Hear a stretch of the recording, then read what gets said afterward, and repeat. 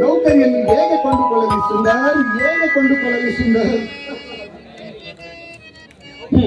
ಲಂಚ ಸುಂದರ್ ರಾಜು, ನೀನು ಹೇಳುವುದು ಸರಿ.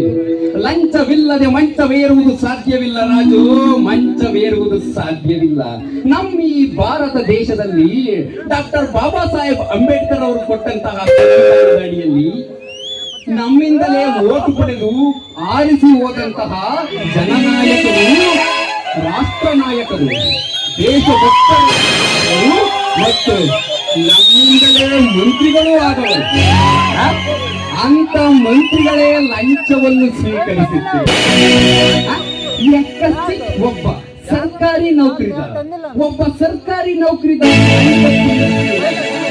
ಅದರಲ್ಲಿ ಮುಂದಾಟದ ಮಾತಿನಿದರಾಗಿ ಅದು ಸರ್ವೇ ಸಾಮಾನ್ಯ. ಅದರಲ್ಲಿ ನಮಗೆ ಈಗ